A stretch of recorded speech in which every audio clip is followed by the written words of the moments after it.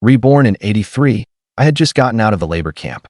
My whole family thought I was bad luck and wanted to split the household, and all I wanted was that scrapped sewing machine. They laughed at me for being stupid, not knowing my head was filled with 40 years of future tailoring skills. One touch on the flywheel, and I could judge position by sound. My micron-level feel was all still there. In my hands, this pile of scrap iron was about to become the first master machine of the best garment factory in all of Northeast China. The sound of the iron gate opening was like a hacksaw blade scraping glass. I stepped over the threshold, and the -20-degree wind hit me head-on.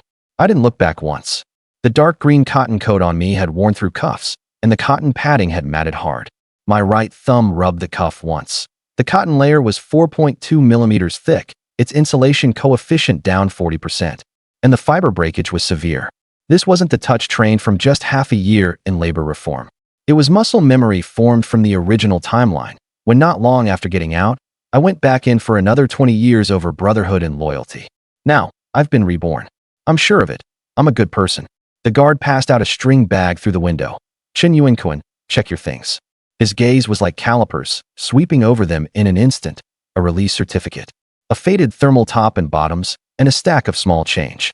A light rub with my fingertips, 2 1 yuan bills, 1 50-cent bill, a few coins, 2 yuan and 56 cents total. The entirety of my possessions after half a year of working the sewing machine treadle. With a slight shift of consciousness, the money vanished from my pocket into thin air and dropped into that dim, single-compartment space in my mind. With money stored in my head, even immortals couldn't take it out. I turned and walked toward the county town dirt road. The snow, packed solid by trucks, crunched underfoot, and the poplars stood bare, covered in white frost. After a few steps, the clatter of a sewing machine came from the red brick house by the roadside. My steps halted sharply. An old Butterfly brand model, flywheel speed 800 revolutions per minute, the bobbin thread a little loose. The needle landing point off by 0.1 millimeter. My right calf twitched by reflex, and my foot made an empty step inside my shoe. I frowned. The craftsman's instinct honed by 20 years of making sewing machines smoke had followed my soul back through time. This morbid micron-level sensitivity to machinery had forcibly taken over the nerves of this young body. I hammered my thigh twice with my fist, forcing down the urge to rush in and work the treadle a couple of times. I tightened my coat collar and kept going. Cadence, 110 steps per minute. Stride length 75 centimeters, factoring in the headwind and snow resistance. I'd reach the county bus station in 42 minutes. I absolutely had to catch the 1:30 bus. I pushed open the door to the west side room. It was as cold as an ice cellar. I didn't bother with the Kong bed and stared straight at the big thing covered in blue cloth in the corner. It was the Swallow brand sewing machine bought when we got married. Later it broke down, and my ex-wife thought it took up space, so she tossed it in the corner to gather dust for 2 years. I yanked off the blue cloth in one motion. Dust swirled wildly in the beam of the setting sun. The black lacquer was peeling, the cast iron body was rusted, and the flywheel was tangled with messy cotton thread. My Adam's apple bobbed violently. That addiction I'd forced down surged up my spine like a breached flood, straight to the crown of my head. My skin craved contact with cold iron, craved the vibration of meshing gears. Every pore felt like it was exploding open. Trembling, I pulled over a stool and sat down, my feet pressing onto the treadle, my right hand fainting beside the empty needle bar. I exerted force. Grrk, clack clack. The lack of oil and rust made the sound harsh and grating. But my feet pumped with rhythm. The flywheel was forced through 2 turns, and the vibration traveled up from the soles of my feet, instantly smoothing out my agitated nerves. That felt damn good. I let out a long breath and leaned back in the chair, my eyes clearing again. My fingers tapped on the machine head. The feed dogs were badly worn. The shuttle race was jammed with thread ends. The belt was loose, and the transmission efficiency was less than half. Just minor problems, fixable. Third, sister-in-law Wang Meng stood in the doorway, holding an enamel basin, staring wide-eyed as I fiddled with the broken-down sewing machine. Behind her was my elder brother Chen Yuanlin, and my stern-faced father Chen Dongxing, wrapped in a cotton-padded jacket. This piece of junk has been broken for 2 years, and you think you can fix it? Sister-in-law curled her lip, her gaze sweeping over my buzz cut before shifting away, as if afraid of catching bad luck. Even the junk collectors said the main shaft was broken beyond repair. My foot stayed on the pedal. It's not broken, just stuck. Wang Ming set the basin on the cabinet, glanced at her husband, and seemed to make up her mind. Third, now that you're back, Your sister-in-law has something to say. Yunyun and Baozhu are both grown and in school now. Your reputation isn't good, and if people at school start gossiping, it could affect the children's future. Chen Yuanlin lowered his head and rubbed his hands. Say a little less. Why should I say less? They're your own son and daughter. My face remained expressionless. This was the reality of the 1980s. A labor camp releasee was the whole family's festering shame. Split the family. Wang Ming spat out the 3 words. Father coughed and knocked his pipe bowl against the doorframe. Split the household registration, not the kitchen. Your mother and I are still here. This family won't fall apart. We'll do the paperwork to shut outsiders up, and for the children's sake too. The wisdom of the older generation also left me the last bit of dignity. I stood up and patted the rust off my hands. Fine. No argument, no emotional reaction. Wang Ming froze, swallowing back all the words she'd prepared. But this thing is mine.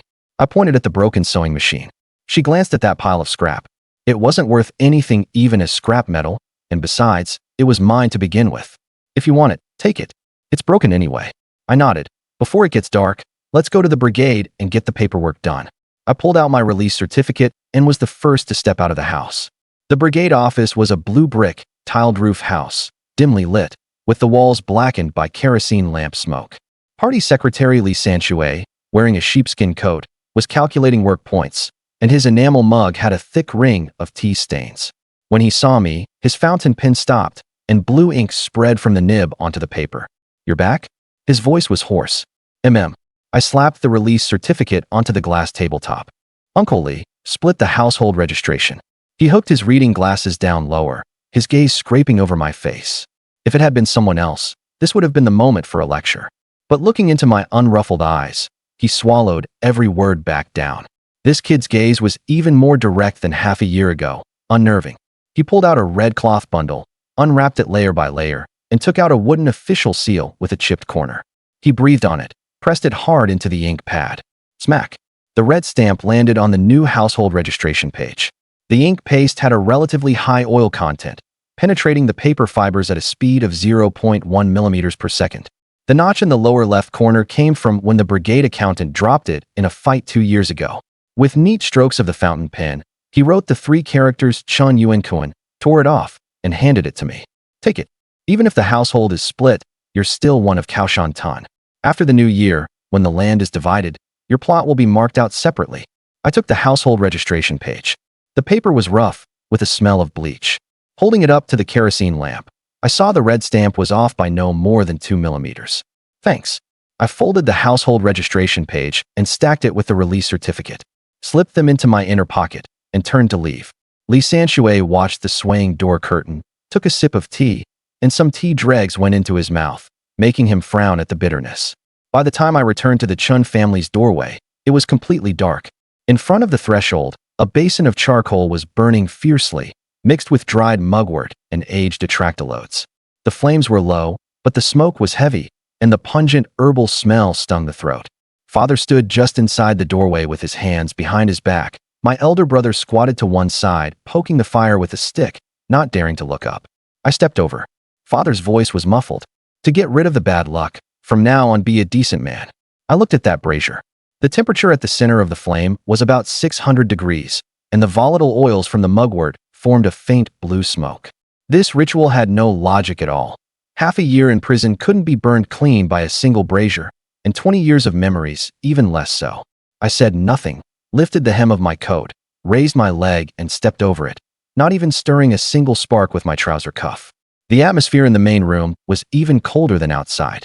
On the round table, a large basin of hand-rolled noodles was steaming. With pickled cabbage and shredded pork gravy, the pork sliced thin to save meat. My sister-in-law served the noodles, and the 2 children huddled in the corner of the Kong.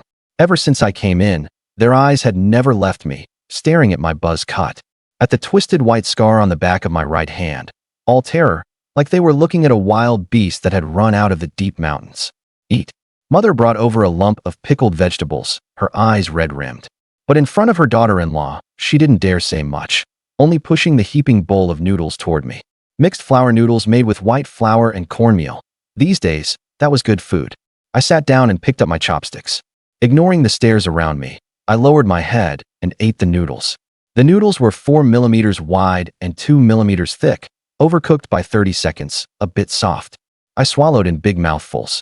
This wasn't tasting food, it was energy intake. My body was extremely cold, and after long-term malnutrition, it urgently needed carbohydrates. Every mouthful that entered my stomach was rapidly broken down into heat. The only sound was the slurping of noodles. My niece was so frightened that she dropped her chopsticks on the table. My sister-in-law glared, and my elder brother quickly picked them up and stuffed them back into her hand. Eat properly. I didn't even raise my eyelids. In 3 minutes, I finished a big bowl, drank the soup clean too, not wasting a single drop of oil. I wiped my mouth and stood up. Dad, Mom, I'm going back to my room. Without waiting for a reply, I turned and walked out of the oppressive main room. In the dead of night, the west side room. Mother had added firewood to the Kong flue, and the Kong was warm. I lit the kerosene lamp and set it beside the sewing machine. I took off my padded coat, wearing only a thin old undershirt. The cold kept the nerve endings at maximum sensitivity. I found a tin box, a chipped screwdriver, half a bottle of cloudy kerosene, and a few dirty, torn cotton rags. Sitting in front of the sewing machine, my gaze changed in an instant. Like a surgeon standing before the operating table. Manufactured in 1976, with a cast iron body, simple structure, and solid materials. The problem was extremely poor maintenance. Long disuse had let dust and grease mix into a black gummy mass, sealing every joint tight. I picked up the screwdriver. Click. The first screw came loose. The rust-frozen threads gave off a harsh scraping sound. The removed screws were lined up on the windowsill in order, all facing exactly the same direction. Needle plate, feed dogs, shuttle race, presser foot. 10 minutes later, the complete sewing machine had become a table full of parts. I dipped a rag in kerosene and wiped the main shaft. The pungent smell of kerosene spread through the room. To ordinary people, this was a stench. To me, it was the perfume of industry. The cold kerosene seeped into the rust on the metal surface, and the black grime was wiped away, revealing a silvery gray sheen. My fingertips slid across the surface of the main shaft, and the sensation was converted by my brain into data. Surface roughness 3.2, an invisible scratch, about 15 microns deep, at the contact point of the eccentric wheel. Long-term operation would accelerate wear. There was no sandpaper. My gaze fell on the discarded whetstone on the windowsill, the half-piece left over from sharpening sickles. I picked up the whetstone and let fall a drop of kerosene. Sha, sha, an extremely faint grinding sound. My hand was utterly steady, each push and pull at a 15-degree angle, the force even as a precision CNC machine. This was memory engraved into the bone marrow. In the 20 years of my previous life, I didn't just run sewing machines. I repaired thousands of them too. Their structural diagrams were long since engraved in my brain. Where there was one extra micron or one less, that was in the feel of the hand, and also in fate. After the grinding was done, I touched it again. The scratch was gone, smooth as a mirror. Next came the shuttle race. The elasticity of the bobbin case spring had weakened, and the lower thread tension was insufficient. My fingers pinched the spring plate, my thumb applying a slight force, muscle fibers taut, releasing power with precision. Click. A faint sound of deformation. The bend angle increased by 3 degrees. I put the bobbin back in and tested the lower thread. The resistance was constant, the tension perfect. Time passed. The wind outside the window died down, and the moon rose halfway into the sky. One by one, the parts on the table dwindled. Reassembly was faster than disassembly. I tightened the last panel screw. I let out a long breath. The room was very cold, and my breath dispersed under the lamplight. I placed both feet on the pedal. With the middle finger of my right hand, I lightly flicked the flywheel. Inertia drove the main shaft to rotate, and the soles of my feet matched the rhythm, pressing lightly. Da-da-da-da. No longer the miserable screech of an old donkey grinding its teeth, but a crisp, dense, rhythmic sound, like dense raindrops tapping lotus leaves. The flywheel's speed climbed rapidly. The machine body hardly vibrated at all, and the spare screws on the tabletop did not budge in the slightest. Sound purity, 95%. The feed dog height correction was complete, and the needle bar verticality error returned to 0. I closed my eyes and listened to this pleasing roar, feeling a long-lost sense of security in this cold, dilapidated west side room. This was the honest feedback that only steel and the laws of physics could give. Treat it 1 degree better, and it runs 1 degree smoother. Unlike the human heart, hidden behind the belly, full of calculation. With the machine repaired, only half the craving had been satisfied. I pulled open the drawer and dug out some fabric scraps left over from my ex-wife's sewing. A few palm-sized pieces of corduroy, a few pieces of old cotton lining washed pale. Their colors a jumble: dark blue, earthy yellow, floral print. I spread the scraps across the tabletop. In my mind, a virtual 3D model was instantly built: my son Chen Yuankun's head. He had gone with my ex-wife to the neighboring village, and right now he was only 3 years old. According to child growth standards, the average head circumference for a 3-year-old boy is 49.1 centimeters. Yuankun takes after me, with a big head. So add 1.5 centimeters. With the thickness of winter cotton padding, add 8 millimeters of allowance to the inner diameter. I picked up the scissors. No chalk lines, no ruler needed. My eyes were the most precise calipers. Snip, snip, the scissors bit into the fabric. The dark blue corduroy was cut into 6 olive-shaped panels for the crown. 2 semicircles were cut from the earthy yellow corduroy for the ear flaps. The old cotton cloth was cut into the same shapes for the lining. There wasn't enough material, so the colors had to make do. I used the fabric grain direction for patchwork: dark blue paired with earthy yellow. In later years, it would be called color block splicing. In this era, it was called making do because you were poor. In my hands, it was called structural aesthetics. I pulled out the compacted cotton from an old padded jacket, teasing it loose with my fingers and spreading it flat to an even thickness of 1.5 centimeters. Onto the machine. The presser foot came down. Da-da-da-da. The sewing machine cried out joyfully again. My fingers deftly guided the fabric, with stitch spacing held strictly to 2.5 millimeters, ensuring durability without tearing the old fabric from overly dense needle holes. Piece by piece, I stitched it together, double thread overlocked the edges. An extra layer of cotton was added at the ear flaps. Ears get frostbite most easily. A few rows of top stitching were run across the hat body to keep the cotton from shifting, the stitches straight as if drawn against a ruler. Every stitch landed exactly where it should, without a millimeter's deviation. 20 minutes later, a color-blocked children's ear flap hat lay quietly on the tabletop. The fabric was old, the colors mottled.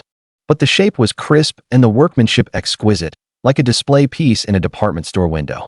Under the lamplight, those top stitches showed a geometric beauty.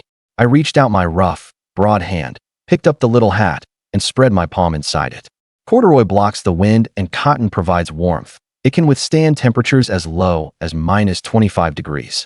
He lightly patted the loose fuzz on the hat, and a trace of softness, almost impossible to detect, flashed through his eyes before vanishing in an instant. Making it had no real practical meaning. He couldn't get through his ex-wife's door, nor could he deliver it into the child's hands. But this was instinct. A hunter, even if he doesn't go into the mountains, still keeps his gun polished bright. A craftsman, even if he has no work to do, can't let his hands stay idle. This hat was a test of his own craftsmanship. He hung the hat on the machine head and blew out the kerosene lamp. Darkness swallowed the west wing room, but he wasn't sleepy in the slightest. The sewing machine was fixed, and the hat was finished. First thing tomorrow morning, he would go bring the child back. Dawn was just breaking, and breakfast was simple: cornmeal cracked grain porridge and shredded pickled mustard knot. After finishing the porridge, he neatly set the bowls and chopsticks in place. "Dad, I'm going to pick up Yuankun." His old father had been tapping his pipe bowl against the sole of his shoe. The motion stopped, and the wrinkles on his face were deep enough to pinch a fly to death. The Wang family really isn't a good place. He held it in for a long while before speaking.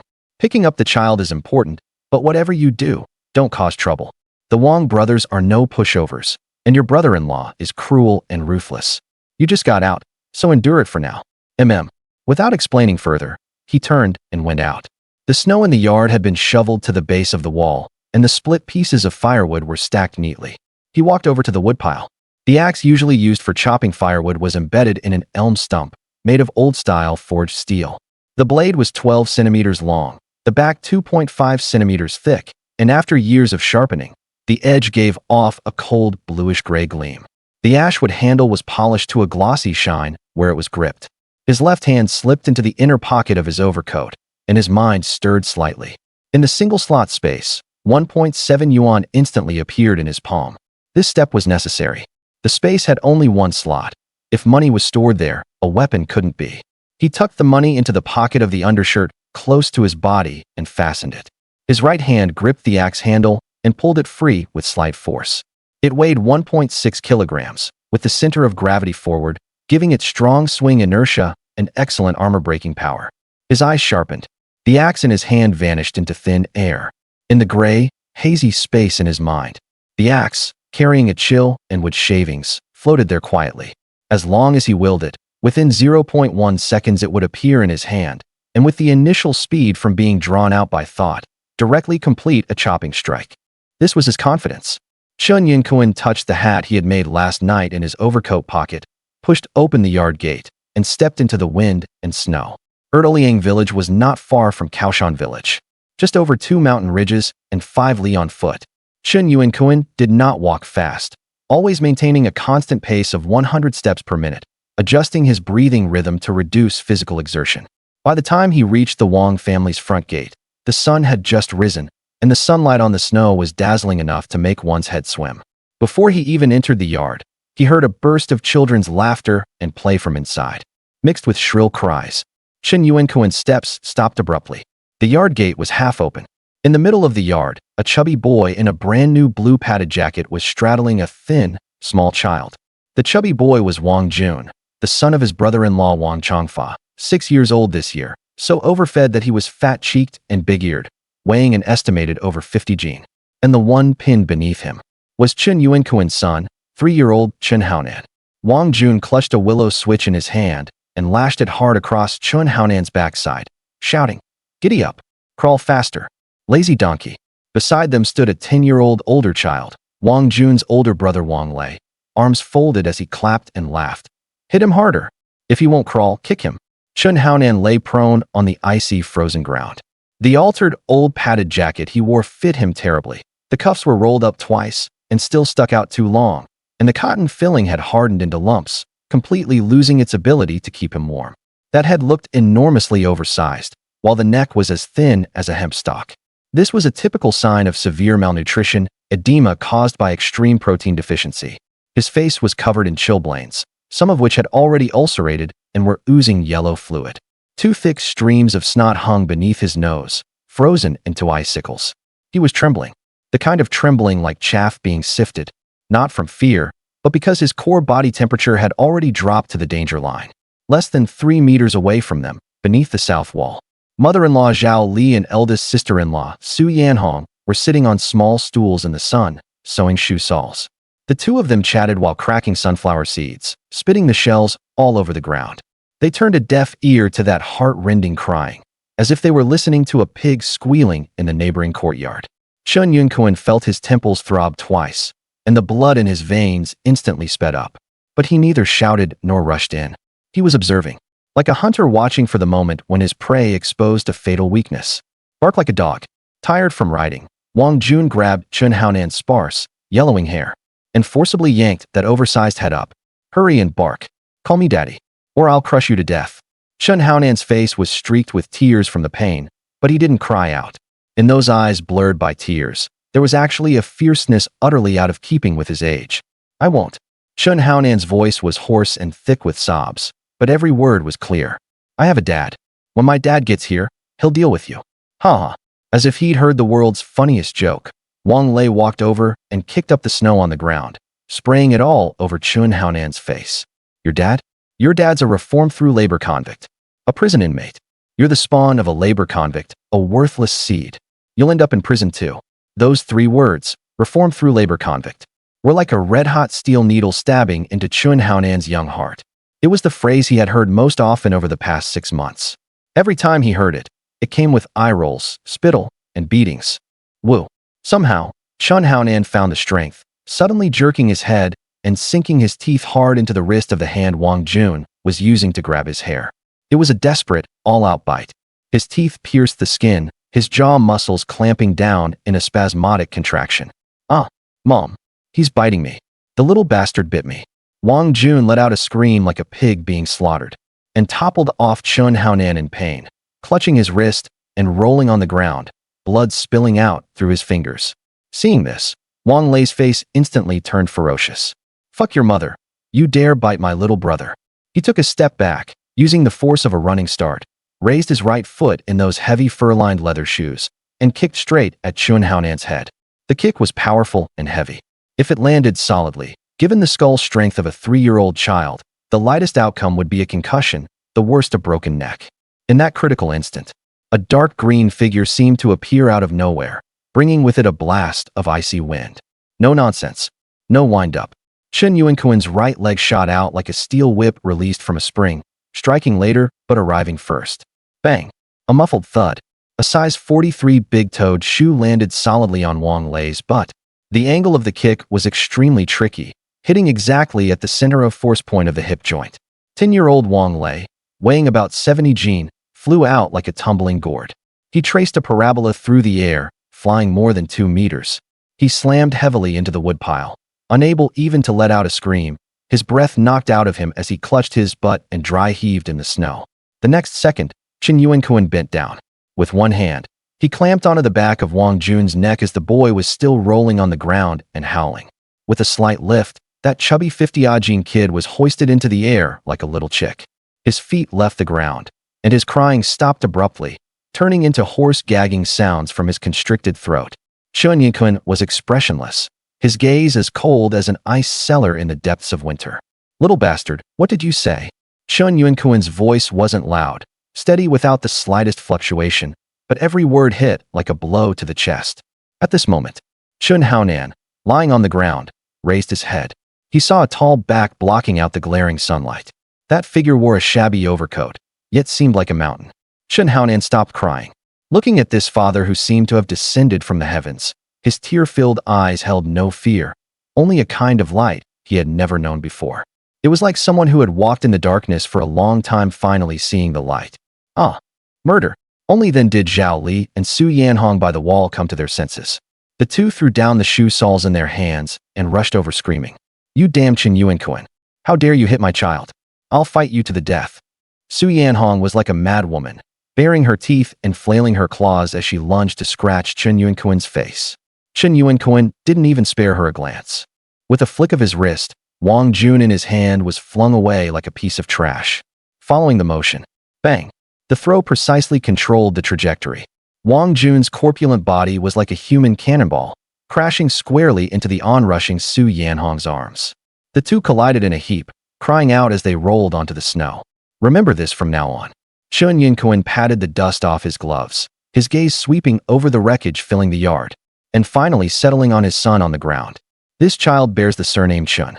He's not the seed of a labor camp convict. What's all the shouting about? Which blind fool dares make trouble here?" The curtain over the main room door was suddenly flung aside. His ex-wife Wang Xiuqing came out draped in a floral cotton-padded jacket, her hair disheveled and her face somewhat puffy, clearly just awakened. Following behind her were his father-in-law Wang Dio and his eldest brother-in-law Wang Chongfa. Both had grabbed weapons in their hands. Wang Dio held a shovel, and Wang Chongfa carried a pick handle. At the sight of the miserable scene in the yard, one grandson clutching his butt and dry heaving, the other clutching his wrist and wailing, while his daughter-in-law and old wife rolled on the ground making a scene. Wang Chongfa's eyes instantly turned red. "Chen Yuankun, you're fucking asking for death." Wang Chongfa was a brute who, relying on his strength and sturdy build, had always thrown his weight around in Erdoliang village. Without another word, he swung the pick handle in his hand and brought it smashing down at Chen Yuankun's head. The wind howled. He was really trying to kill him. Chen Yuankun didn't dodge. He simply stood there, calmly calculating the trajectory and speed of the descending pick handle. Distance, 2 meters. Predicted point of impact, left parietal bone. Threat level, high.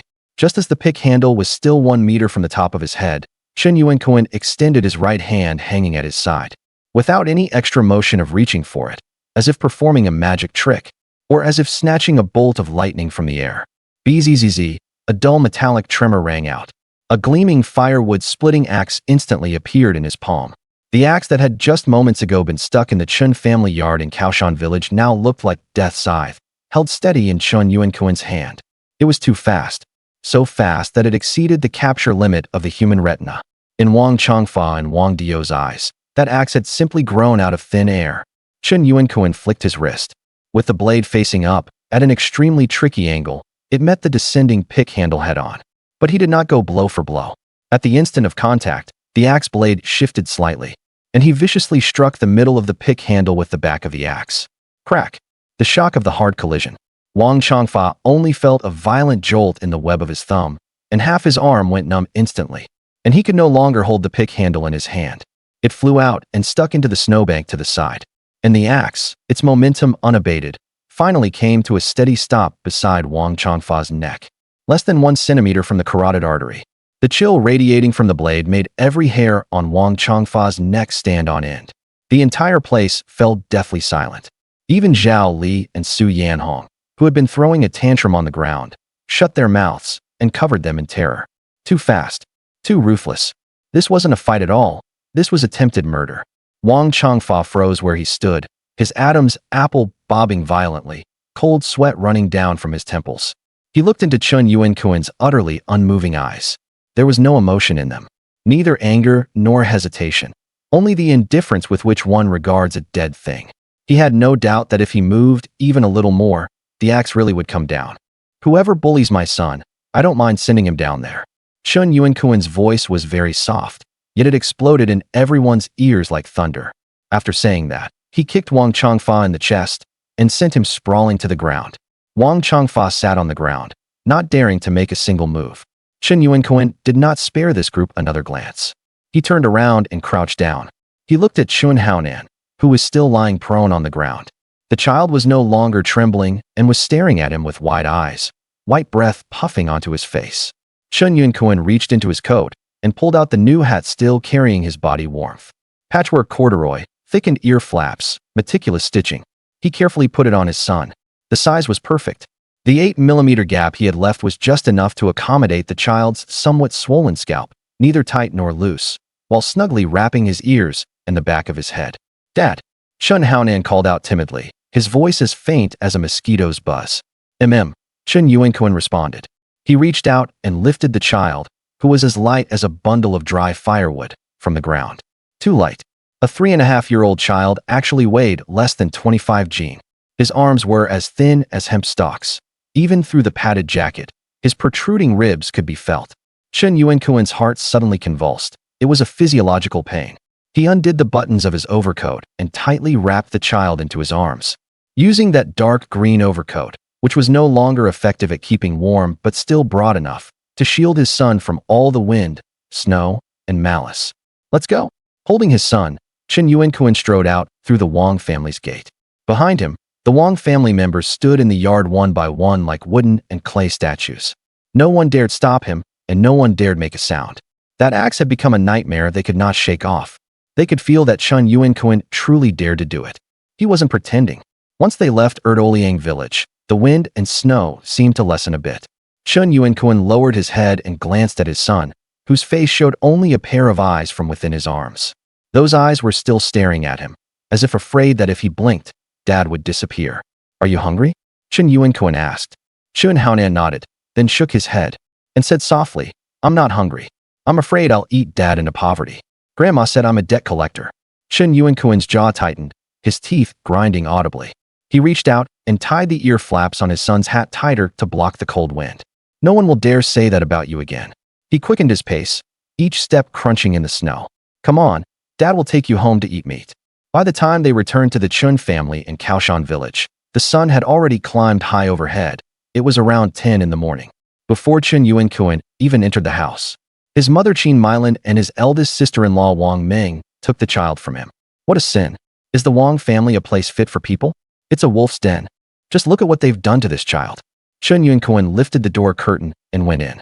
The heat inside, mixed with the smell of dry tobacco, rushed at his face.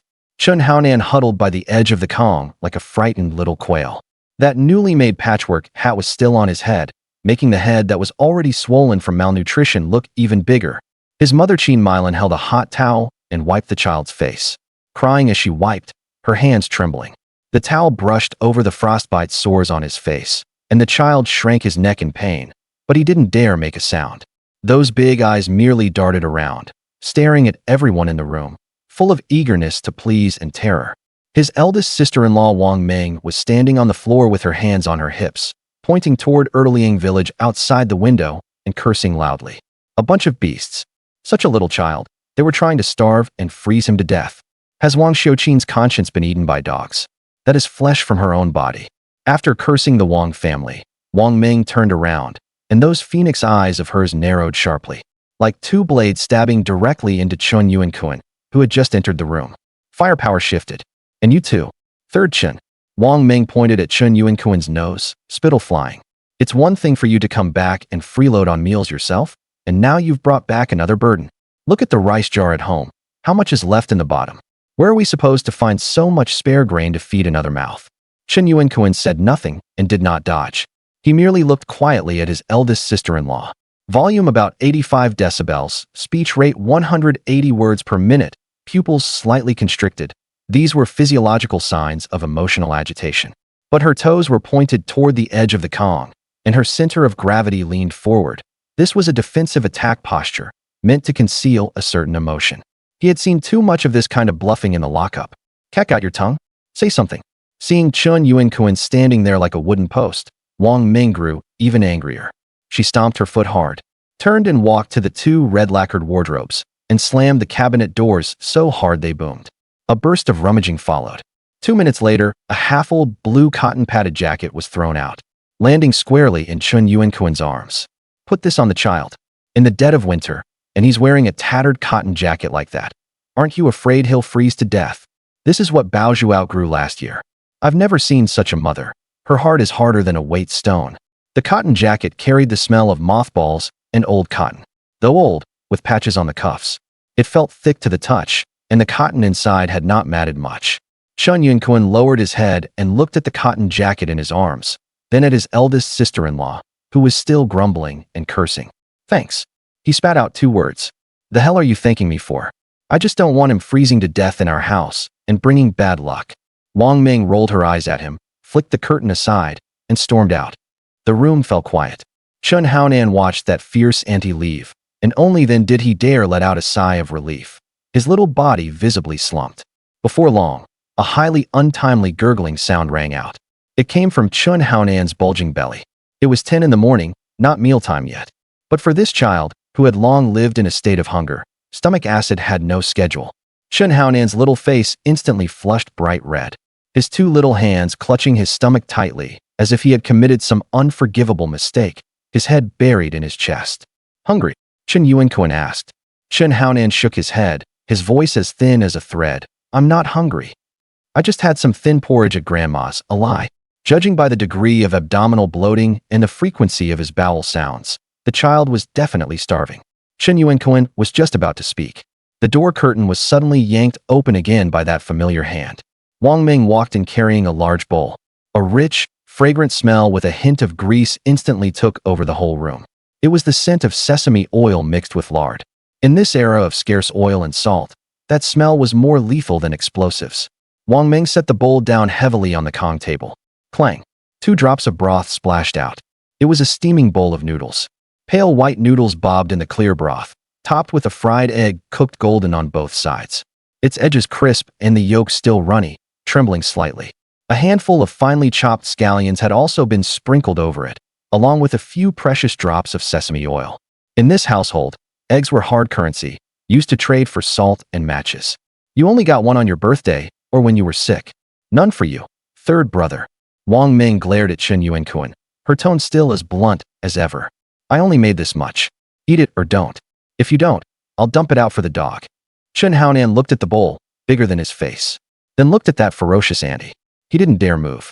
His Adam's apple bobbed violently up and down, saliva flooding his mouth, but he clutched Chen Yuankun's shirt hem so hard that his knuckles turned white. Eat. Chen Yuankun patted his son's back. Only then did Chen Haonan carefully kneel in front of the Kong table and stretch out his 2 little hands, swollen with chilblains, to hold the warm big bowl. The heat from the bowl seeped into his palms, making him shiver. He picked up his chopsticks and lifted the fried egg. The egg smelled so good, the scent of fried fat rushing straight into his nose. But he didn't put it into his mouth. Instead, with effort, he pushed the slippery egg over to Chen Yuankun's side. Dad, you eat first. The child's voice was still trembling, but his eyes were full of attachment. Dad fought and got tired. Dad should eat. Chen Yuankun's hand, which had been about to reach for cigarettes, suddenly froze in midair. His gaze fell on that fried egg. At this moment, it seemed to turn into a glowing red coal, scorching his heart, which had long since been worn hard as stone inside him, into a violent spasm. The feeling was even more intense than when he had faced a pickaxe handle in Erdoliang village just now. He turned his head and happened to meet Wang Ming's gaze. The sister-in-law who had been cursing like a shrew just now was now leaning against the doorframe, watching this scene. Her eyes instantly reddened. But before the tears could fall, like a cat that had its tail stepped on, she suddenly turned around. What a family of dawdlers. Eat if you want, don't if you don't. Don't ask me to heat it up when it gets cold. After saying that, she kicked the door curtain aside and rushed out as if fleeing. The curtain was still swaying. Chen Yuankun withdrew his gaze and stretched out that large calloused hand, pushing the fried egg in the bowl back over. The movement was gentle but resolute. Dad isn't hungry. He looked into his son's eyes, his voice low. Haonan, you eat it yourself. Eat it all, and drink up the soup too. Chen Haonan nodded heavily. He could no longer hold back.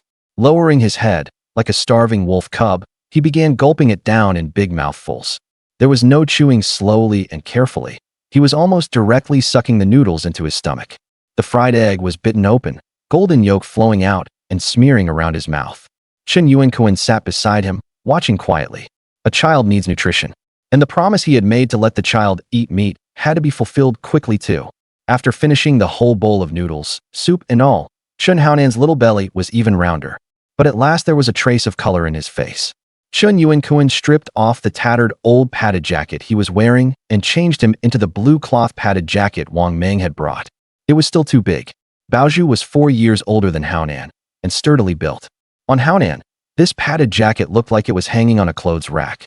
The sleeves extended a good section past his hands, so they had to be rolled up twice. The hem hung all the way down to his knees, and the waist was loose and empty, letting wind in from all sides. This kind of air convection caused by an ill-fitting size would reduce heat retention by 60%. Chen Yuankun frowned. He had Chen Haonan change back into his original clothes and took off the padded jacket. Come back to the room with me. He picked up his son. That bowl of noodles seemed not to have made the child much heavier. Returning to the cold and cheerless west side room, Chen Yuankun set Chen Haonan down on the heated Kong and had him stand straight. Don't move. Chen Haonan immediately stood ramrod straight, like a little soldier under inspection. Chen Yuankun didn't look for a measuring tape, nor did he look for tailor's chalk. The family had none of those delicate things. He merely took a step back, his gaze like 2 infrared scanners, instantly sweeping over his son's body. Streams of data cascaded through his mind like a waterfall. Shoulder width 24.5 centimeters. Arm length 32 centimeters. Chest circumference 48 centimeters. Current padded jacket data. Shoulder width 32 centimeters. Sleeve length 40 centimeters. Chest circumference 70 centimeters. Error calculation complete. Correction plan generated. Taken the shoulders by 3.75 centimeters. Shorten the sleeves by 3.5 centimeters. Taken both sides of the waist by 4 centimeters. Raise the hem by 1.5 centimeters to prevent cold wind from blowing back in. Chen Yuankun picked up the scissors on the table. They were a large pair of shears used for cutting sheet metal. The blades somewhat dull, but that didn't matter. Snip. The first cut went down. There was not the slightest hesitation, no need to draw guidelines for positioning. The scissors moved over the fabric, making a string of crisp, biting sounds. The excess part of the cuffs was cut off in a perfect curve. Next was the waist. He turned the padded jacket inside out and cut directly into the side seams from the reverse side. Chen Haonan stared wide-eyed at his father.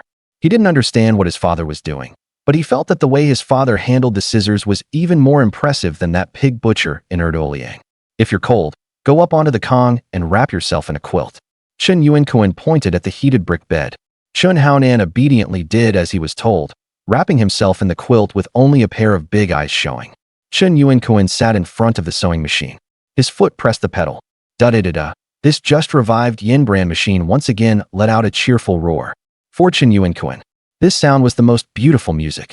The urge in his heart to work the sewing machine was eased. He held the cotton-padded jacket in his hands, his fingers as nimble as if he were playing the piano. The fabric moved rapidly under the presser foot. There were no pins holding it in place. He relied entirely on feel to control the amount of feed. This step was called easing. When sewing the sleeve cap to the armhole, the extra fabric had to be eased in evenly so the sleeve would be rounded and full, not tight. An ordinary tailor would need to baste it once first, but he didn't need to. His fingers could sense the tension of every single strand. His left hand gently pushed, his right hand slightly pulled, the two working together flawlessly. The stitches were fine and even, 12 stitches per 3 centimeters. An industrial-grade standard. Taking in the waist, joining the seams, overlocking the edges. Finally, using the sleeve cuff fabric he had just cut off, he added a windproof strip at the hem. The whole process flowed as smoothly as clouds and water, without a single pause or any rework. Only 15 minutes had passed. Done. Chen Yuankun bit off the thread end and shook out the cotton-padded jacket in his hands. At that moment, the door to the west side room was pushed open. His mother, Chen Yuankun, walked in carrying her sewing basket. Third son, that cotton-padded jacket may be a bit big, but don't go cutting it recklessly. If you ruin it, then. Halfway through her sentence, Chen Yuankun froze. She looked at the cotton-padded jacket in Chen Yuankun's hands, which had obviously changed shape, then at the strips of scrap fabric cut off on the floor. It's already done? Chen Yuankun had also spent her whole life doing needlework. She was skilled at making shoe soles and sewing clothes. But in her understanding, altering a cotton-padded jacket was even more troublesome than making a new one. You had to unpick it, measure it, and mark it out for ages. How long had it even been? Here, try it on. Chen Yuankun didn't explain and handed the cotton-padded jacket to Chen Yuankun, who was wrapped in the quilt. Chen Yuankun put it on. Chen Yuankun's eyes widened even more. It fit. It fit perfectly. It was as if it had been custom-made exactly to this child's measurements. The shoulder line sat exactly on the top of the shoulders. The cuffs just covered the wrist bones. The waist had been taken in so it didn't look bulky, and the hem lay neatly against the buttocks. Especially those stitches. Chen Yuankun grabbed the cuff and took a look. That line of top stitching was as straight as if it had been snapped with a chalk line, and the stitch spacing was so even that there wasn't a single flaw to pick at. Third son, this skill of yours. Chen Yuankun raised her head, her eyes full of shock and confusion. In there, is this what you did? She knew her son had been operating a sewing machine in the labor reform camp. But operating a sewing machine and possessing this tailor's unique skill were two completely different things. This kind of ability to cut accurately without even taking measurements simply couldn't be developed without 20 or 30 years of hard practice. But her son had only been in there for half a year. Chen Yuankun tidied the scissors on the table without even raising his head. I had nothing to do, so I just tinkered around. He replied blandly. The explanation was far-fetched, but in that closed environment, somehow everything also seemed to make sense. Chen Yuankun parted her lips, but in the end didn't ask any more questions. No matter what, with this skill, her son would never starve in the future. Chen Yuankun, wearing that newly altered cotton-padded jacket, was like a little tag-along, trotting after Chen Yuankun and Chen Baozhu as they played in the yard. The two children didn't exclude this younger brother, but the age gap was too big, so they couldn't really play together. Chen Yuankun wolfed down 2 mixed-grain steamed buns in the kitchen, washed down with pickled mustard stem and a bowl of boiled water, which counted as lunch. He only had 1.7 yuan in his pocket now. This was his entire fortune. Not enough. This little money wasn't enough to buy rice for more than a few days, and buying meat wouldn't even be enough to fill the gaps between his teeth. If he wanted to survive this icy, snowy season, if he wanted the swollen face his son had from malnutrition to go down, he had to get meat, get money. Right now, aside from some brute strength and that extraordinarily precise awareness that had come with his rebirth, he had no experience in hunting whatsoever. He couldn't read tracks, couldn't set traps, and didn't even have a decent gun. Going into the mountains would be suicide. What's more, it was the season when heavy snow sealed off the mountains, and the wild animals were all hidden deep away. But that didn't mean he had no way. Mom, I'm heading out for a bit. I won't be back at noon. Chen Yuankun tightened his overcoat collar and called out to Chen Yuankun, who was washing dishes. It's New Year's, where are you going? Chen Yuankun stuck her head out and asked. To the commune. Chen Yuankun didn't say much. He walked into the yard, crouched down, and straightened Chen Yuankun's crooked hat. Listen to Grandma at home. Chen Yuankun clutched his sleeve, a little reluctant to let him go. Dad, where are you going? Looking into his son's longing eyes, Chen Yuankun remembered what he had said that morning in Erdoliang village. Dad's going to get you some meat to eat. This wasn't an empty promise. It was a commitment. In his code, a promise was meant to be kept. Chen Yuankun stood up and slipped his hands into his overcoat pockets, feeling that stiff household registration page and those few crumpled banknotes. Then he turned and walked out of the yard gate, heading toward the commune against the piercing white gale. He remembered that on the ride back, he had seen a butcher shop next to the commune supply and marketing cooperative. The commune street wasn't wide, and snowbanks half a man's height were piled up on both sides. Because it was New Year's Eve, the usually quiet entrance to the supply and marketing cooperative was especially lively today. Although goods were scarce, Anyone with a few ration coupons in hand had come out at this final moment to stock up on some New Year goods. Chen Yuankun didn't stop at the entrance to the supply and marketing cooperative. With his 1.7 yuan tucked in his pocket, he headed straight for the red brick house on the south side of the crossroads. There was no signboard, but that strong smell of blood could drill right into your nostrils from 50 meters away. It was a butcher shop. Chen Yuankun felt that his nose had become especially keen after his rebirth too, able to smell subtle scents in the air when he concentrated. Smelling incense with your head raised? Bullshit. The snow outside the butcher shop was covered with dark red ice chips, frozen from the bloody water left over from slaughtering pigs and scalding off the bristles. The room was steaming hot. 2 big cauldrons for slaughtering pigs were boiling away, and the cutting board was piled with freshly butchered pork. The white slabs of fat and the dazzling red lean meat glistened with grease under the dim light. The owner was a bald man with a fleshy, ferocious face, wearing a greasy leather apron blackened with grime. He held a cleaver for chopping bones in his hand and was hacking away at ribs with loud thuds. With every chop, bits of meat and bone fragments flew everywhere. Chen Yuankun stood at the doorway and didn't go in right away. He saw 2 public security officers in grass-green uniforms passing by just then. These days, anyone wearing that uniform was king wherever they went.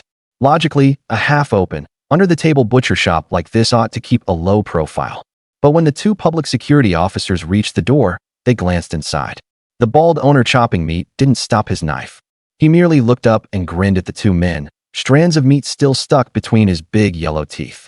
"Brother Biao, busy, huh?" One of the officers even greeted him. "Getting by. Come by the house for dinner tonight, yeah? I braised a set of offal for you." The bald man replied casually. The 2 officers smiled and waved, neither inspecting nor asking anything, and just walked away. As they walked, one of them was even filling the other in on the butcher shop owner's background. "The boss is called Fan de Biao? Quite a distinctive name." Chen Yuankun narrowed his eyes. To dare open a butcher shop this blatantly at a time when profiteering and speculation were still being cracked down on with exemplary arrests, and even have the police greet him, this man clearly had serious clout. You needed some standing in both the underworld and the official world. Chen Yuankun pushed aside the door curtain covered in greasy handprints and walked in. There were quite a few people inside, all lining up to buy meat. Some were clutching crumpled meat ration coupons, while others held cigarettes and tried to cozy up to Fan de Biao, hoping he'd cut them a little more fat. These days, nobody had any oil in their diet, so fatty meat was more precious than lean meat. Chen Yuankun didn't line up. He went straight to the very edge of the chopping block. There was a small mound of bones piled there. They were what was left after the meat had been trimmed off. There were spine bones, marrow bones, and shoulder blade bones. The guy trimming the meat was obviously inexperienced, and his knife work was crude. Quite a bit of red meat was still hanging on the bones. In some places, even large pieces of fascia had been thrown there still attached. Chen Yuankun glanced over them. By visual estimate, the amount of meat left on them exceeded 15%. For a 200-pound pig, that meant at least 1.5 pounds of meat had been wasted on the bones. That was an enormous loss. "Boss, hiring." Chen Yuankun's voice wasn't loud, but it carried strongly through the noisy shouting. Fan de Biao, who was chopping spare ribs, didn't even lift his head. "Nope. Go stay wherever it's cool. Can't you see I'm busy?" He saw 8 people a day like this, wanting to pick up odd jobs for a bite to eat. Chen Yuankun didn't move. He watched the cleaver rise and fall in Fan de Biao's hand, speaking at high speed and timing it precisely into the 0.5-second window, just before the man's patience ran out and he was about to start cursing. "No pay needed, just give me some bones." Clang. The cleaver in Fan de Biao's hand stopped abruptly in midair. The blade was only 5 centimeters from the chopping block. He slowly turned his head, and those bloodshot eyes sized Chen Yuankun up from head to toe. The man wore a somewhat old dark green overcoat, had a buzz cut, and still carried a trace of lingering chill on his face. Especially those eyes. They didn't dodge around like the drifters who came begging for food. Instead, they stared fixedly at the meat on the chopping block. "No pay." Fan de Biao slammed the knife into the chopping block, took a cigarette from behind his ear, and stuck it in his mouth without lighting it. Then he glanced again at the pile of bones next to him, trimmed so badly they looked like a dog had gnawed on them. Those had been trimmed by his brother-in-law. Stupid as a pig. He'd been teaching him for 3 months, and he was still this bad, but there was nothing he could do about it. "You know how to trim meat?" Fan de Biao asked. "Cleanly." Chen Yuankun didn't waste words, and he didn't brag. Fan de Biao let out a scornful laugh and spat out the tobacco crumbs in his mouth. Fine. That half pig over there, get your hands on it and show me. If you trim it clean, you can take as many of the bones on the floor as you want. If you mess it up, I'll chop off your hands. There was a bandit-like menace in his words. It didn't sound like a joke. Several of the customers nearby all shrank back, afraid of getting splattered with blood. Chen Yuankun said nothing. He took off his overcoat, revealing the knit shirt underneath. He walked to the chopping block and, without even looking, casually picked up a boning knife. The blade was 15 centimeters long, and the handle was a little greasy. He spun it once in his palm, pressed his thumb against the back of the blade, and tested its balance. In front of him, half a white strip carcass pig, freshly singed and scraped, lay on the chopping block. In ordinary people's eyes, this was a pile of meat and bones. But in Chen Yuankun's eyes, it was a precise composite of skeletal muscle, connective tissue, ligaments, and joints. It was as if his retinas were overlaid with an X-ray diagram. Scapula position locked. Humeral head joint capsule thickness 2 millimeters. Latissimus dorsi origin and insertion clearly defined. Begin. There was no unnecessary probing at all. The knife tip seemed to have eyes of its own, plunging straight into the subcutaneous tissue at the root of the front leg. Hiss, a faint sound like tearing silk. The blade slid along the direction of the muscle fibers with very little resistance. He didn't need to use brute force to chop or slice. He was deconstructing. The knife tip precisely severed every ligament connecting the scapula, avoiding all the blood vessels and lymph nodes. With a flick of his wrist, the blade pried into the gap in the joint. Crack. A crisp sound. The large scapula seemed to fall away on its own, completely separated from the muscle. The brother-in-law helper cutting meat nearby stared in shock, nearly slicing his own hand with the knife he was holding. Fast. Too fast. Chen Yuankun's movements were extremely small. Basically, only his wrist was moving. He didn't look like he was butchering a pig. It was more like he was carving. The blade traveled all the way down along the spine. Each time it passed a joint gap, the knife tip would precisely cut into the cartilage disc, cleanly separating the tenderloin attached to it. There wasn't a trace of clumsiness. In less than 10 minutes, half a pig had turned into one pile of meat and one pile of bones. The pile of meat had smooth, even-cut surfaces and clear grain. And that pile of bones. Fan de Biao walked over and picked up a marrow bone. It was stark white. Not a shred of red meat clung to it. And even the layer of periosteum, which was extremely hard to remove, had been shaved off. Slick and clean, as if a dog had licked it spotless. Only the cartilage at the joint connections had been cut through, the cuts, so even they looked as if they had been turned on a lathe. The meat yield was at least 10% higher. That meant this half-pig could sell for 3 or 4 yuan more in meat. Damn. Fan de Biao cursed, pulled out a match, lit the cigarette in his mouth, and took a deep drag. Even the way he looked at Chen Yuankun had changed. He was no longer looking at a drifter, but at a formidable man with real skill. Brother, this handiwork is incredible. Trained before? Fan de Biao blew out a smoke ring. Chen Yuankun wiped the blood off the knife on the cloth nearby and didn't explain much. Still want me to keep deboning? He pointed at the other 2 sides of pork hanging in the back. Deb won them. Deb won all of them. Fan de Biao waved his hand and directly shoved that clumsy brother-in-law helper aside. Get lost and stand aside. Watch how he works. Learn something. Chen Yuankun didn't stop. He kept wielding the knife. Dissecting pigs and repairing machines were essentially no different. Both were about finding the connecting points, taking things apart, and putting them back together.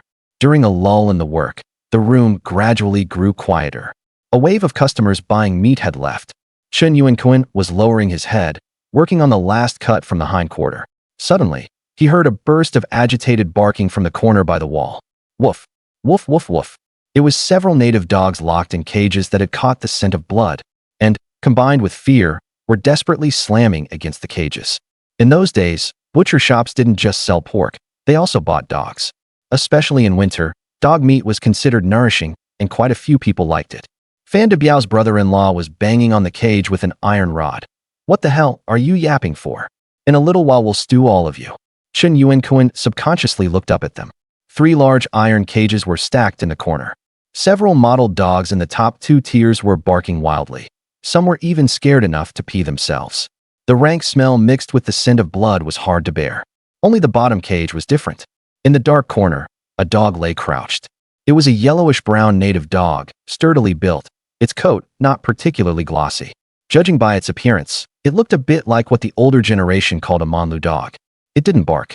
It didn't throw itself against the cage either. It didn't even tremble once.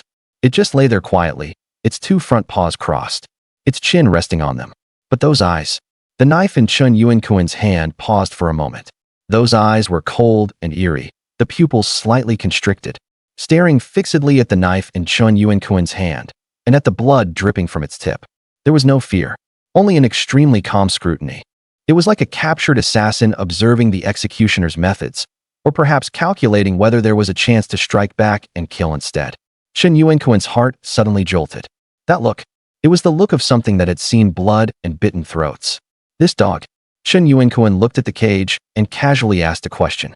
Fan de Biao happened to walk over, followed his gaze with a glance, then grinned, revealing a meaningful expression. What do you think? This dog's a bit sinister, huh? Fan de Biao flicked the ash from his cigarette.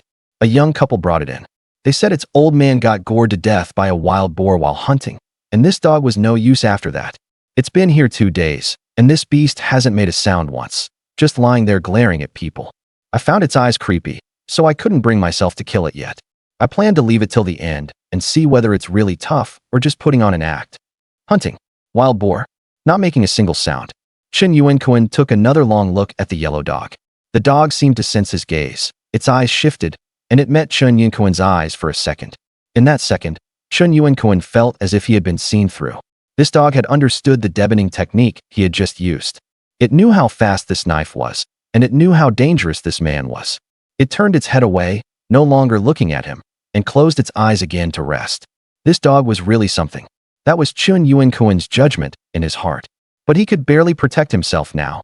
He could hardly even feed his son, so there was no way he could save a dog. He withdrew his gaze and continued his work. The blade cut into the joint of the last thigh bone. For 30 in the afternoon. It was already getting dark, and the wind outside had picked up again. Because it was New Year's Eve evening. Everyone who needed to buy meat had already done so, and the shop had finally quieted down. Chen Yuankun put down the knife. On the chopping block in front of him, the trimmed lean cuts were neatly arranged in order, clearly sorted. Tenderloin, pork belly, hind leg, front shoulder. And in the basket on the other side, white bones were piled high. 3 hours. 6 sides of pork, plus the half side left from earlier, all of it had been processed. Fan de Biao circled the chopping block once, pressed the meat with his hand, then looked at the pile of bones. Satisfied. Extremely satisfied. The job had been done beautifully. More skillfully than those old masters at the commune food station who had been doing it for more than a decade. Not bad. Brother, you've really got some skills. Fan de Biao pulled out a pack of Dakiaman from his pocket, took one out, and offered it to Chen Yuankun. It was good cigarettes, not something ordinary people usually got to smoke. Chen Yuankun waved his hand. I don't smoke. He pointed at the pile of bones. The work's done. How many of the bones can I take? Fan de Biao tucked the cigarette behind his ear and looked at Chen Yuankun. If it had been anyone else, for this little bit of work, at most he'd have given them a few gene of bones to send them on their way. But this kid did such excellent work that he saved him a lot of trouble and made him quite a bit more money. And there was something about the way this man carried himself that suited Fan de Biao's temperament. Few words, ruthless in work, not greedy. Pack it yourself. Fan de Biao made a sweeping gesture and pointed at the large basket of bones. That snakeskin bag is for you.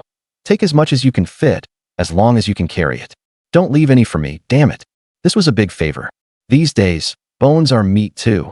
They all have a bit of grease on them, and boiled into soup, they're highly nourishing. Such a big basket of bones could also be traded for quite a bit of fine grain. Chen Yuankun didn't stand on ceremony. He picked up the grimy snakeskin bag beside him. But he wasn't greedy enough to dump the whole bottom of the basket into it. He started picking through them. He first picked 4 of the thickest hind leg marrow bones. These had lots of marrow and were best for giving Hunan calcium. Then he deliberately rummaged through the pile of backbone bones and picked 17 or 18 bones from the section near the base of the tail. This area was called the tail vertebrae. Usually, meat trimmers couldn't be bothered with this part because the shape of the bones was odd and the meat was hard to trim cleanly. So these few bones often still had quite a bit of meat clinging to them. This was the best kind of fresh meat, fragrant and tender. Chen Yuankun packed about 20 gene of bones, none of which he had trimmed himself. He trimmed too cleanly. Even flies would slip if they landed on them. Then he picked up the boning knife, and after the other 2 helpers had finished choosing, trimmed some meat off the remaining bones, a little over 1 gene or so. Enough. He tied the mouth of the snakeskin bag tight and hefted it in his hand. 20 Gene, for him right now, it was a bit heavy, but the weight made him feel grounded. Thanks, boss. Chen Yuankun put on his coat and fastened the buttons one by one. Come by and look around more often when you've got nothing to do. Fan de Biao leaned against the chopping block and looked at him. My name's Fan de Biao. Everyone around here knows me. If you ever want steady work or run into any trouble, mention my name. That was a promise too. Chen Yuankun nodded. Chen Yuankun. From Kaohsiantan. They had exchanged names, which meant there was now some acquaintance between them. Chen Yuankun hoisted the half sack of bones onto his shoulder, lifted the door curtain, and walked out. Outside, the cold wind mixed with snowflakes came rushing at his face, clearing up his eyes, which had grown a little sore from being intensely focused for so long. Sporadic firecracker sounds drifted over from the distance. It was New Year. Chen Yuankun adjusted the position of the bag on his shoulder, moving those few jabbing marrow bones away from his collarbone. He was exhausted. On the first day after being reborn, from fighting in the morning to altering clothes at noon, to these 3 hours of high-intensity butchery in the afternoon, this body's physical reserves had already reached their limit. But he couldn't feel the cold, nor could he feel hunger, because the bag of bones on his back could fulfill the promise he had made to his son. As for the mute dog in the cage, Chen Yuankun turned back to glance at that lit red brick house. If fate allowed, and the dog was tough enough to survive past the 15th day of the first lunar month, once he had money in hand, or game he could trade, he would come back and take it away. A dog with eyes like that shouldn't die in a cage. Chen Yuankun turned around and, braving the wind and snow, trudged deep and shallow in the snow toward Kaohsiantan. In his mind, he had already started planning how to cook this bag of bones after taking it back. First crack open the marrow bones and simmer a pot of rich soup. Add pickled cabbage and stew it until tender. The taste would surely be wonderful. When Chen Yuankun pushed aside the heavy door curtain of the main room of the Chen house, it was already completely dark outside. 2 lamps were lit inside, the room brightly illuminated. A smell mixed with pipe tobacco and dough, and that faint, almost imperceptible tension in the air swirled through the room along with the gust of cold wind he brought in. Chen Dongxing was sitting cross-legged at the head of the Kong, with that purple copper tobacco pipe bowl he'd used for more than a decade set in front of him, his face as dark as the bottom of a pot. The moment he saw Chen Yuankun come in, the old man's brows instantly twisted into a deep furrow. Where were you this late? Chen Dongxing kept his voice low, but anyone could hear the anger in it. Were you out fooling around with those good-for-nothing friends again? Third, if you don't straighten up, then don't bother eating this New Year's Eve dinner either. Just get out. Chen Yuankun paused for a moment while changing his shoes. A few names flashed through his mind instinctively. At this time in his previous life, he really did have a few so-called sworn brothers. They spent every day drinking and bragging together, and in the end it was this very bunch who got him thrown into jail in '83. But he neither explained nor argued.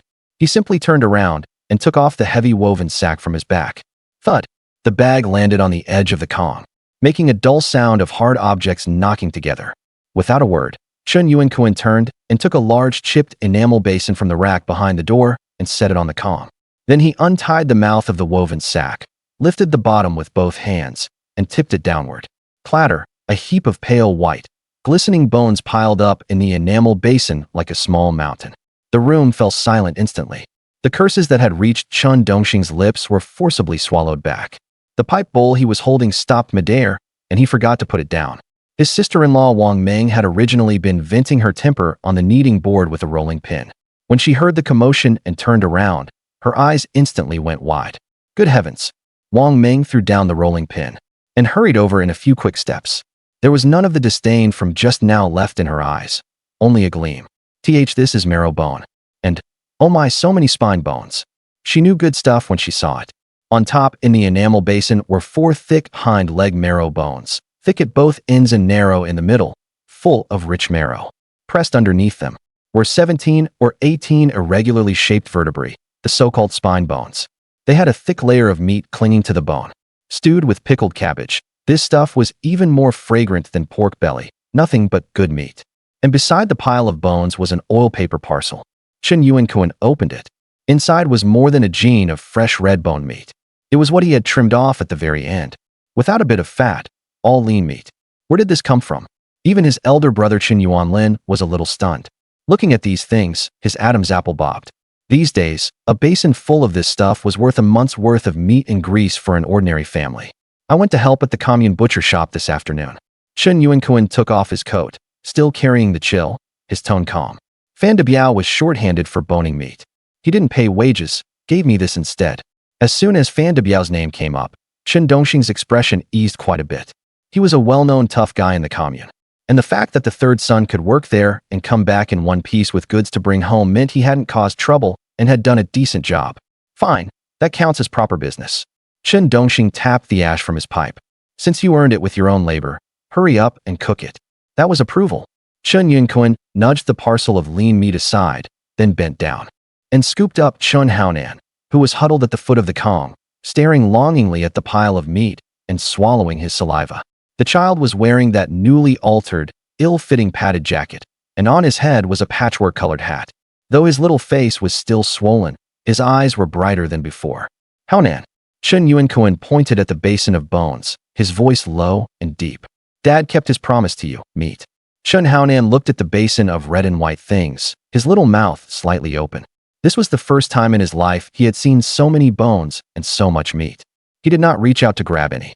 His gaze fell on Chen Yuankun's big hand bracing the edge of the enamel basin. That hand had always been rough, covered in calluses. But now, at the web between thumb and forefinger and on the knuckle of the index finger, 3 blisters had been rubbed up. They were from gripping that boning knife for a long time that afternoon, plus the friction from exerting force at high intensity. One of the blisters had already burst, revealing the tender pink flesh underneath, with clear tissue fluid seeping out. Chen Haonan stretched out his little hands covered in chilblains and carefully cupped his father's big hand. Daddy's hand hurts. The child lowered his head, puckered his little mouth, and gently blew on the burst blister. Pooh. The warm stream of air blew over the wound, carrying a trace of moisture. Daddy, if I blow on it, it won't hurt anymore. Chen Yuankun's hand, a hand that didn't even tremble when swinging an axe, quivered slightly under this breath of warmth. The feeling was like a warm current following the nerve ending straight into the driest part of his heart. The room fell silent in an instant. Even Wang Ming, who had just been noisily figuring out how to eat this pile of bones, shut her mouth. She looked at the father and son, then at the blisters on Chen Yuankun's hand, and her nose stung a little. What are you dawdling for? Hurry up and take the bones to wash. Wang Ming suddenly turned around, her voice rising several pitches, and snatched up the enamel basin as she strode out with exaggerated movements. This big basinful will make a whole big pot of stew, and I still need to go to the cellar and fish out 2 heads of pickled cabbage. She walked off in a hurry, as if afraid someone might see something. The New Year's Eve dinner on Lunar New Year's Eve became especially sumptuous with the addition of this basin of bones. The big iron pot was heated until scorching hot. Chen Yuankun used the back of a knife to crack open the 4 large marrow bones, exposing the pinkish-white marrow inside. The tail vertebrae were chopped into small pieces. First they were blanched, the scum skimmed off, and then they went into the pot. With scallions, ginger, and spices added, it was brought to a boil over high heat, then turned down to simmer slowly. When the bone broth had cooked to a milky white and a thick layer of fat floated to the top, Wang Ming poured in the finely shredded pickled cabbage. The family's own pickled cabbage had a golden color and a pure sourness. The moment the pickled cabbage went into the pot, it was like a sponge, instantly soaking up the fat from the bone broth. The originally greasy smell of rendered fat was balanced by the pickled cabbage, turning into a layered, soul-stirring fragrance. This aroma slipped out through the crack of the door and could make the kids next door cry from craving. Then Chen Yuankun poured in the pound-plus of lean meat. The shredded meat was cooked as soon as it changed color in the hot broth, tender and springy to the bite. 8 o'clock in the evening. The sound of firecrackers outside rose and fell. The whole Chen family sat gathered around the Kong table. In the middle of the table was a large porcelain basin. Milky white soup, greenish-yellow pickled cabbage, dark red bones, and pale tender shredded meat. Besides that, there were also several plates of dumplings stuffed with pickled cabbage and pork, a plate of stir-fried peanuts, and a bottle of bulk baijiu. Eat. Chen Dongxing gave the word. The children had long since been unable to wait. Chen Yuankun picked up a large marrow bone and placed it in Chen Haonan's bowl. Suck the fat out of the middle. Slowly, it's hot. He handed his son a chopstick. Chen Haonan clumsily held the chopstick, poked it into a crack in the bone, then leaned in and sucked hard. Slurp. A big mouthful of slick, piping hot, fragrant marrow slid into his mouth. His eyes instantly narrowed into slits, his face shining with happy grease. The adults, meanwhile, were gnawing on the tail vertebrae. The meat clinging to the bone really was delicious, firm in texture and more flavorful with every chew. A bite of meat, a sip of pickled cabbage soup, then a mouthful of liquor. On Lunar New Year's Eve in temperatures of -20 or 30 degrees, this was paradise. Even the usually fussiest sister-in-law couldn't be bothered to talk at this moment. She buried her head in eating and stopped complaining about there being another mouth to feed in the family. Because the meat that mouth had brought was more than the whole family had eaten in the past 6 months. When the meal was nearly over, Chen Dongxing put down his chopsticks. He glanced at Chen Yuankun, who was wiping Haonan's mouth, and hesitated as if he wanted to speak. In the end, he still took out that tobacco pipe and tapped it against the table leg. Xiaokuan. Chen Dongxing's voice was somewhat heavy. If you really want to live a proper life with the child, just getting by on odd jobs isn't going to cut it. With your status, no legitimate factory would dare hire you anymore. Chen Yuankun set down the towel he had been using to wipe his son's mouth and sat up straight. I know. After the new year, after the 6th day of the first lunar month, the Hongqi forest farm will start work. Chen Dongxing took a puff of his pipe. I asked oldly, you can't go back as a regular worker, but the forest farm has a heavy workload this year and is short on temporary workers. It's hard physical labor. They don't provide meals, and there's no chance of becoming permanent. You're paid by the day for each day you work. At this point, the old man paused and looked at his youngest son with a complicated expression. The only jobs left are log skidding and timber clearing. The moment these two terms came out, the bone and eldest brother Chen Yuanlin's hand dropped onto the table with a clatter. Dad, are those jobs for human beings? Chen Yuanlin was an honest man, raised in the forest region, who there didn't know what those two terms meant. Chen Yuankun's gaze shifted slightly. In his mind, information about these two jobs instantly appeared. Log skidding, on snowy slopes steeper than 30 degrees, using human labor or horses, dragging logs weighing hundreds or even thousands of pounds down the mountain.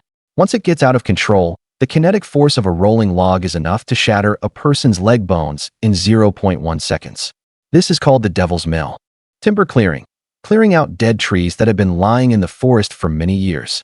In summer, the stench is overwhelming, full of termites and maggots. In winter, it means clearing hanging deadwood, the kind of dead trees that have broken but not fallen, snagged on the branches of other trees. The mechanical structure of this kind of tree is extremely unstable. The center of gravity is shifted, and the inside is rotten. You think it'll fall to the left, but the moment you pull the saw, it might slam down to the right. In the Forestry Bureau's casualty reports, this kind of tree is called a widowmaker. This is truly the king of hell's work. It's the dirtiest, hardest, and most dangerous job. Only drifters with no household registration and no way out would do this for slightly higher pay. The atmosphere in the room froze. Chen Dongxing didn't look at his eldest son, only stared at Chen Yuankun. If you're afraid of death, just pretend I never said anything. If you want to make money, this is the only path. Chen Yuankun picked up the cloth on the table and unhurriedly wiped the grease from his mouth. His movements were steady, without the slightest hesitation. I'll go. 2 words. No beating around the bush at all. Chen Dongxing froze for a moment, seeming not to have expected the kid to agree so readily. The old third Chen of the past would lie down rather than sit up if he could. He wouldn't even spare this kind of hard labor a glance. Xiaokuan, are you serious? Chen Yuanlin panicked. That's risking your life. Half a year ago, old Zhang's second boy was skidding logs when a log rolled down, and big brother. Chen Yuankun cut off his elder brother. He raised his head, his calm gaze sweeping over everyone at the table before finally settling on the basin of bones that had been picked completely clean. I'm not afraid of hard work, and I'm not afraid of death. He pointed at Chun Haonan, who was dozing in his arms. As long as it pays, as long as I can support him. Chen Yuankun had his own confidence. He had that kind of keen intuition. That micron-level perception of mechanical structures let him predict the direction a log would fall earlier than anyone else. What looked to others like a deadly hanging log, to him was just a series of physics problems waiting to be solved. Center of gravity, fulcrum, torque. As long as his calculations were accurate, even the king of hell wouldn't be able to take him. This instead was the most suitable way for him to make money right now. Chen Dongxing looked into his son's eyes and, after a long while, let out a deep sigh. Fine. Since you've made up your mind, on the 6th day of the new year, I'll take you to meet the section chief. After midnight passed, the sound of firecrackers in the village blended into one continuous roar. The Chun family also set off a string of firecrackers, and red paper scraps crackled all over the ground. After staying up for the new year, the adults were all tired and went back to their rooms to sleep. Chen Yuankun called his father aside, handed him a cigarette, and said, "Dad, do you have any cash on hand? Lend me 5 yuan." Chen Dongxing immediately grew wary. "What do you need money for? The family is feeding you now, so what do you have to spend money on? Don't tell me you're thinking of going to gamble again." "Dad, what are you thinking? I'm planning to give the child lucky money first thing tomorrow morning. First day of the new year, new atmosphere," Chen Yuankun said with a smile. After hearing this, Chen Dongxing finally relaxed a little and nodded. "It's good that you have this thought, but 0.5 yuan per child is already more than enough." Chen Yuankun looked at his father and said teasingly, "Dad, you can't be short even 5 yuan, can you? Or should I go ask Mom for it?" Chen Dongxing's face reddened, a little embarrassed and angry. "Nonsense, how could I not have it? Wait here." Before long, Chen Dongxing stuffed a few 1 yuan bills into Chen Yuankun's hand and reminded him, "Xiaokuan, we've got a deal, right? Once you make money working as a temporary laborer at the forest farm, you have to pay me back." "Don't worry, Dad." Chen Yuankun turned and walked toward the west side room. In the west side room, the heated Kong was burning nice and warm. Chen Haonan had long since been unable to hold out and had fallen asleep, his little belly round and full from eating, rising and falling with each breath, with a trace of contented smile still hanging at the corners of his mouth, and his snot bubble growing bigger and smaller. Chen Yuankun lay beside his son. By the reflected light of the snow shining in through the window, he could see the spider webs hanging from the roof beam. He wasn't sleepy. His right hand was tucked under his head as a pillow, and his left hand rested lightly on his son's quilt. Next, not only was he going to work at the forest farm as a log-skidding worker and wood-clearing worker, he also had to open up a path that could truly make him rich. The woods not far away were the fairest place. If he didn't know how to hunt, he could learn. If he kept doing hard labor at the forest farm, how could he make his son a rich second generation? And how could he live a free and comfortable life in this era? Though he had no gun and no dog right now, he had an axe and a pair of eyes that could see through structure. During these 5 days, besides training his physical stamina, he also had to prepare some other tools. For example, using those discarded steel cables to weave a few snares. Chen Yuankun turned over, tucked the corners of the quilt around his son, and amid the intermittent sound of firecrackers, closed his eyes. On the morning of the first day of the new year, at breakfast, he gave 1 yuan of lucky money each to his elder brother's 2 children and his own son. With Chen Yuankun taking the lead, his elder brother gave Chen Haonan 2 yuan in lucky money. He didn't lose out. Dad and Mom could only go with the trend and raise the amount too, giving each grandson and granddaughter 1 yuan. Before Chen Yunyun and Chen Baozhu's lucky money had even warmed up in their hands, their sister-in-law took it away and exchanged it for 2 10-cent bills, euphemistically saying she was keeping it for them. Chen Yuankun didn't ask his son for his, but Chen Haonan voluntarily handed it over. Chen Yuankun, poor to the point of desperation, didn't refuse, and generously gave him 20 cents as a reward. The total funds reached 7.5 yuan. He had borrowed it from his old man's little stash, and he had no plans to pay it back anytime soon. According to the old custom, this day was for paying New Year's visits. People in groups, dressed in new clothes, went from house to house, stepping in to offer New Year's greetings, eat a piece of candy, and smoke a cigarette. Chen Yuankun didn't go out. He knew his place. A labor camp releasee who had just gotten out. Showing up at anyone's door on the first day of the new year would make every household feel it was bad luck. He also had no desire to see those superficial smiling faces, much less hear the gossip hidden behind New Year's greetings. He was sitting on the edge of the Kong in the west side room, holding a whetstone and sharpening that firewood chopping axe. The blade was already very sharp, but he felt it still wasn't enough. It had to be sharpened to the point where it could shave hair. That was a hunter's standard. "Brother Kuan, you home?" A sudden shout came from the courtyard, that hoarse duck-like voice carrying a roguish air of cynical swagger. Chen Yuankun's hand paused. He could tell who it was without even looking. It was Jiang San, one of the few good brothers who had hung around with him in his previous life. Chen Yuankun put away the whetstone, and with a thought, the heavy firewood chopping axe instantly vanished from his hand and dropped into the single-slot space in his mind, floating in the corner like a beast ready to pounce at any moment. He pushed the door open and went out. For people were standing in the courtyard. Leading them was Jiang San, wearing an absurdly mismatched leather jacket, with the then fashionable bell-bottom pants below and a pair of pointed leather shoes on his feet. a cigarette clamped in his mouth, the flesh on his face quivering with swagger. Beside him, Su Liang looked much the same, neck hunched, hands tucked into his sleeves. Standing behind them, Wang Bo and Zhang Jian were dressed properly in Zhongshan suits, but the two men's eyes darted about, and they stood 2 steps behind Jiang San, clearly carrying a bit of embarrassment and caution. "Brother Kun, Happy New Year."